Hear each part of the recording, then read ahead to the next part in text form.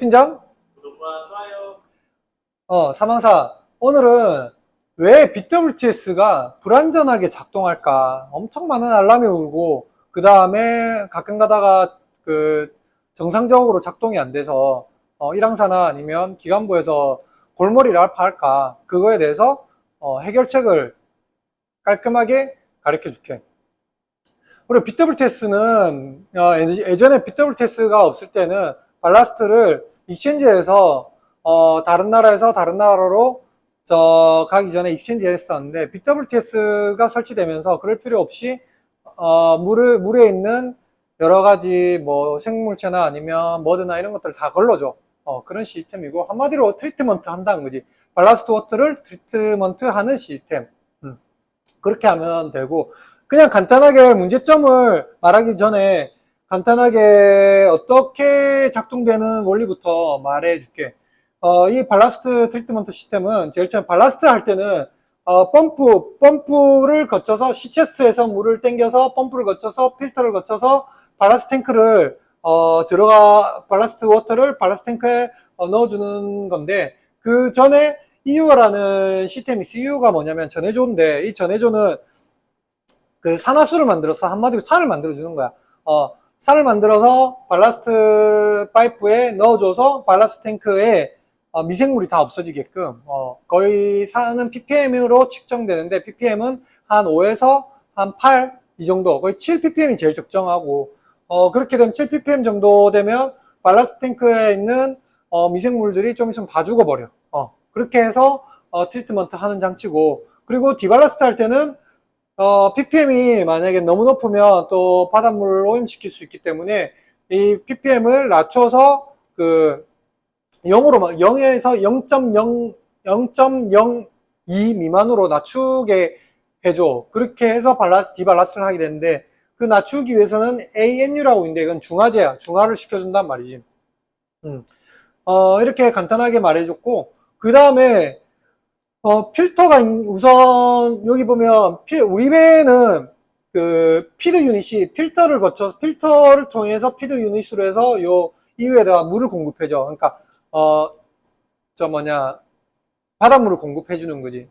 이런 식으로 약간 간단하게 설명했는데, 여기 사진을 보면 더 좀 정확하게 알 수 있는데, 확대했나? 사진 확대하면 발라스트 라인이 있는데, 발라스트 라인이 발라스트 워터 탱크로 들어가는데, 여기 보면 필터가 있고, 요 전해조가 있고, 그렇게 해서 발라스트 워터 들어가고, 여기는 중화조인데, 중화조는 디발라스트 할 때 중화제를 넣어서 중화를 시켜서 바다로 이제 보내주는 거지.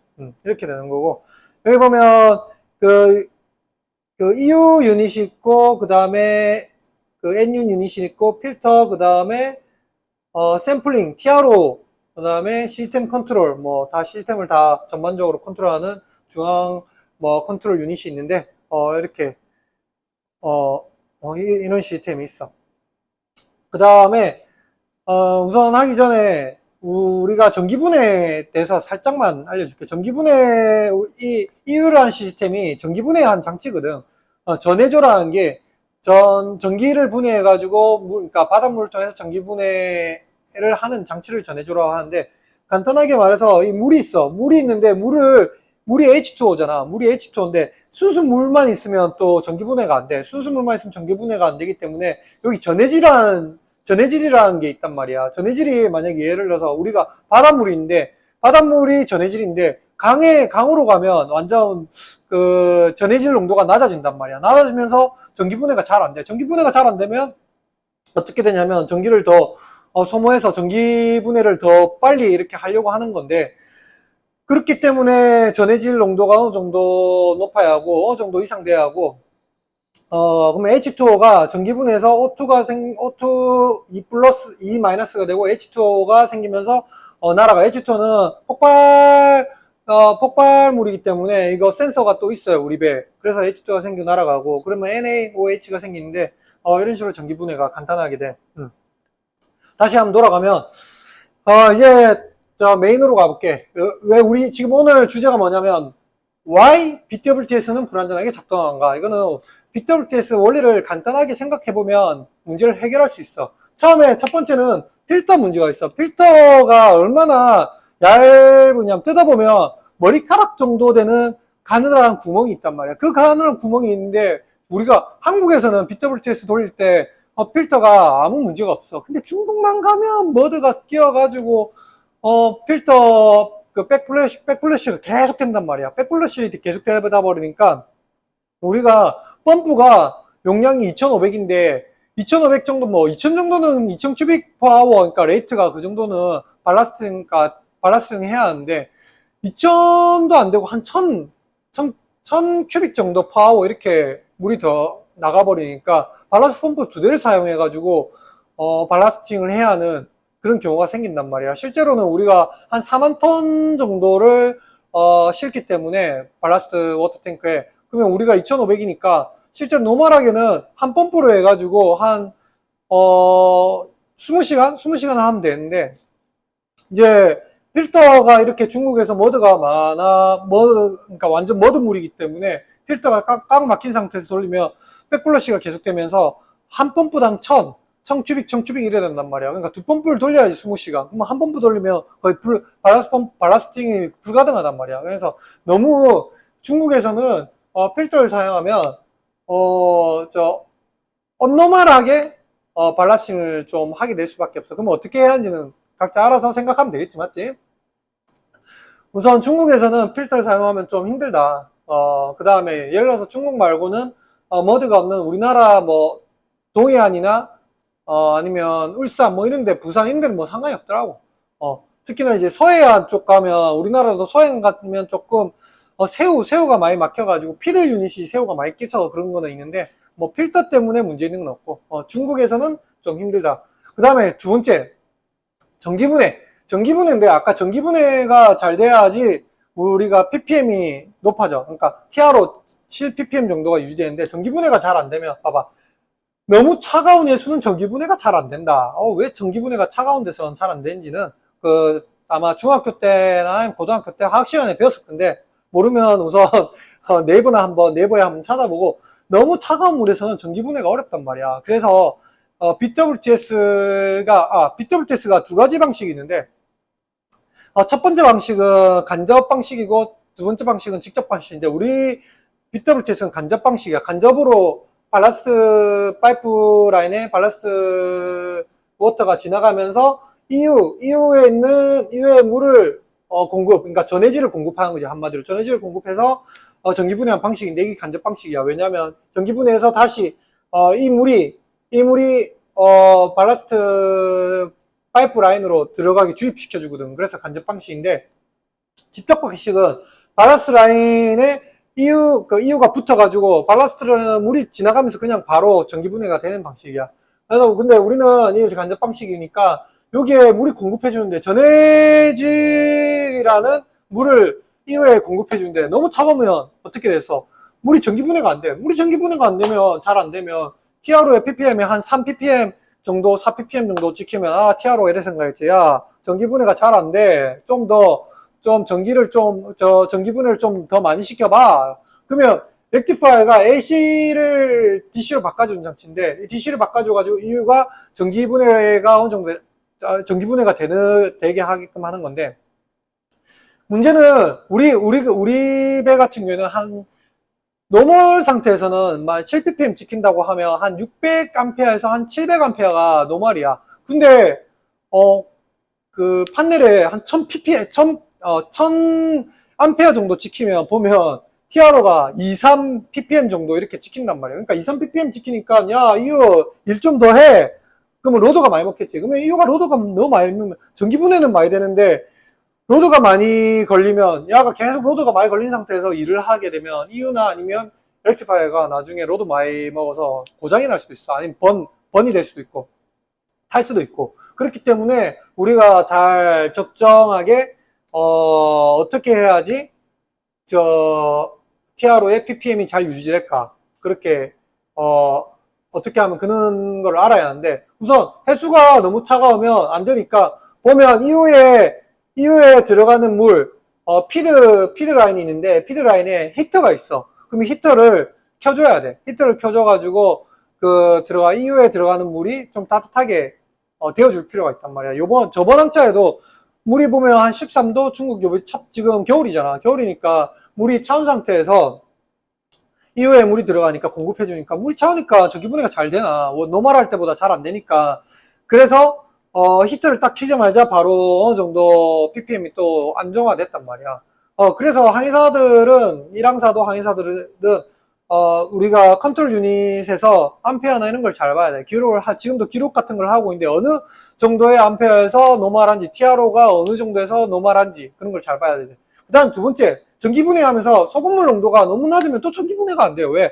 아까도 말했지만, 전기분해는 전해질이 있어야 하는데, 전해질이 소금물이잖아. 소금물 농도가 너무 낮으면 전기분해가 잘 안 돼. 그래서 우리는 15ps 이상이 돼야 한다고 하는데, 그러니까 우리가 강에 들어가면, 중국 강 들어가면 15psu보다 좀 더 낮아지는 것 같더라고. 그래서 더 낮아지면 이 상태에서 그냥 전기분해를 하면 전기분해가 당연히 안 되니까 또 TRO는 뭐 한 2, 3ppm에서 유지되겠지. 그러면 TRO, 야, 이유 좀 1좀 해라, 1좀. 저 산화수가 안 생겨. 그렇게 말하겠지. 그러면 얘는 또 열심히 또 일해. 그러면 로드같이 맥시멈 로드를 사용해가지고 하겠지. 그러면 잘못하면 또 탄단 말이야. 암페어가 막 1000A 이렇게 막 올라간단 말이야. 그러면 막 기계도 뜨거워져. 네 핸드폰도, 사망사 네 핸드폰도 막 계속 네 핸드폰 캐파 넘어서 막 계속 이것도 보고 저것도 보고 막 창을 너무 여러 개 많이 만들어 놓으면 핸드폰이 뜨거워지지. 그렇다면 핸드폰이 나중에 오래 못 간단 말이야. 그런 거하고 똑같아. 그래서 소금물 농도가 낮으면 전기분해를 잘 못하니까 그러면 이걸 어떻게 해야 하나. 우리 애프터피크 탱크가 있단 말이야. 애프터피크 탱크에 미리 강에 들어가기 전에 물을 채워가지고 그 물을 이용해서 여기 보면 애프터피크 탱크 있지. 요 밸브가 있거든. 요 밸브를 딱 열어주면 여기에 물이 원래는 시체스를 통해서 필터를 통해서 이후로 피딩 해주는데 물을 공급해 주는데 애프터피크 탱크를 물을 미리 채워가지고 요 물을 채워주면 우리 애프터피크 탱크가 대양에서 받은 물이기 때문에 충분한 전해질 농도가 된단 말이야. 그렇기 때문에 나중에 TRO ppm이 잘 측정이 돼.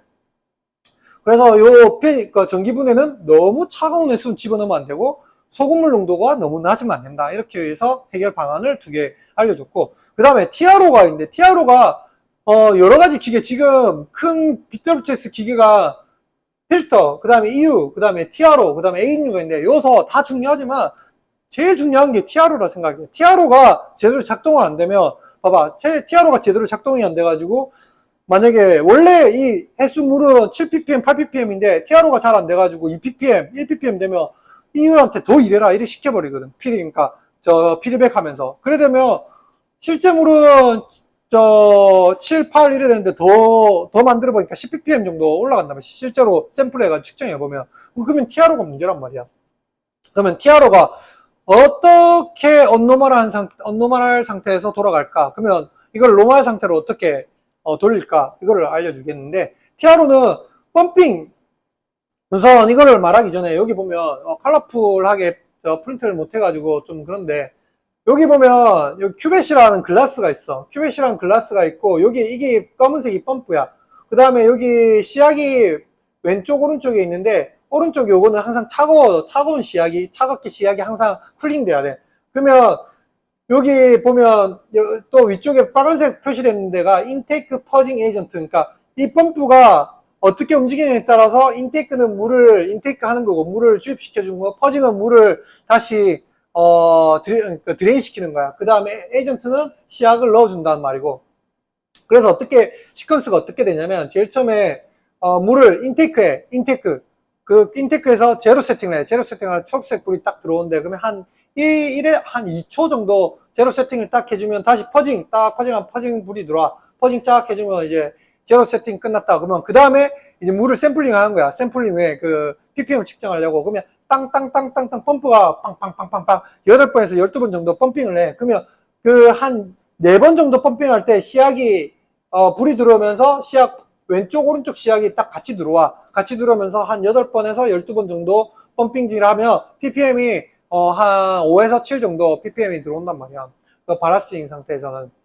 근데 이때 ppm을 측정하면서 여기 보면 시약하고 연결된 튜브가 있단 말이야. 튜브에서 보면 흰색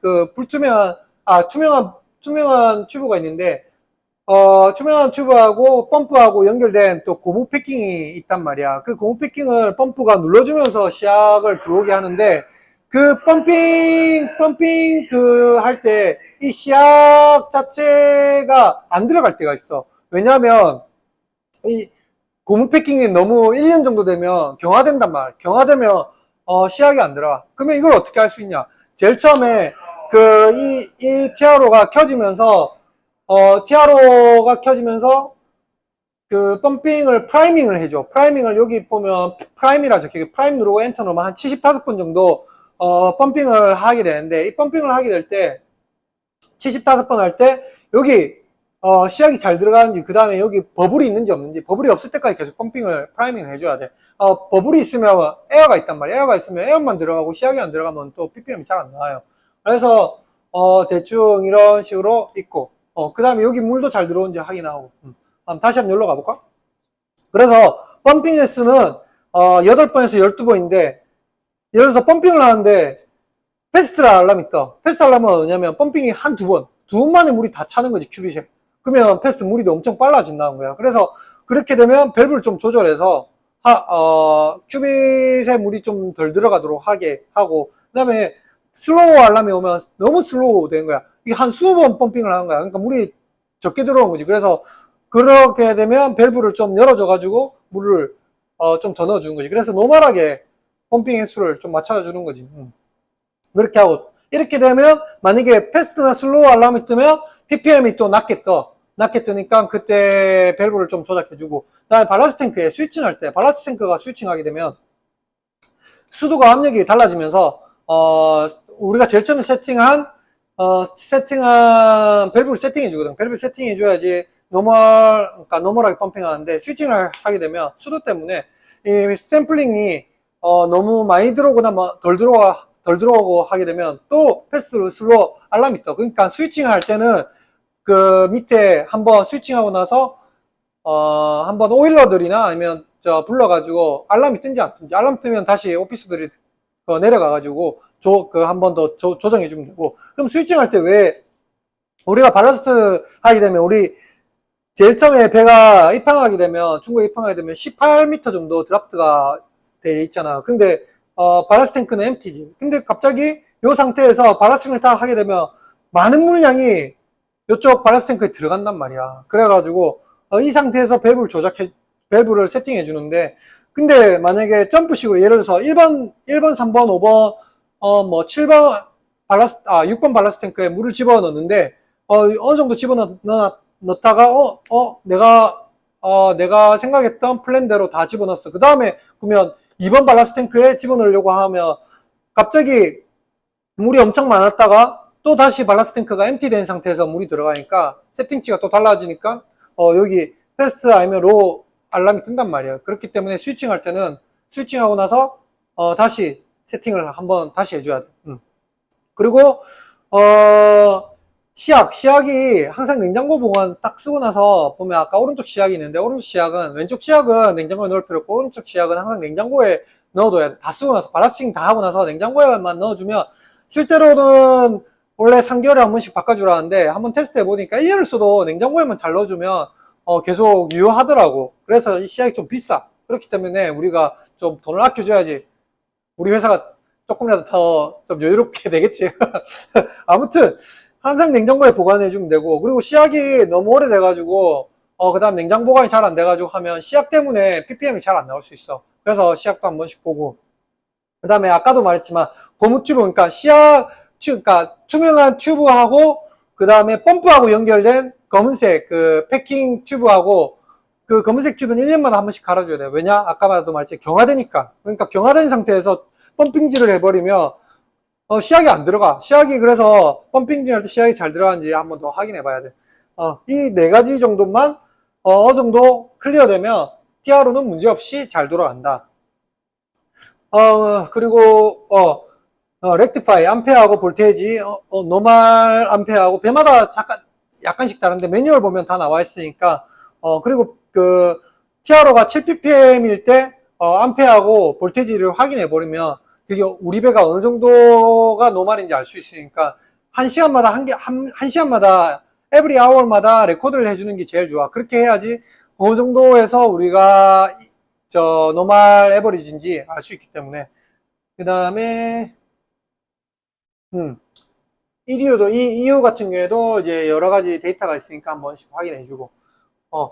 그러면 다 어느 정도 다 설명됐는데 혹시 질문 없지? 오늘은 여기까지. 와우.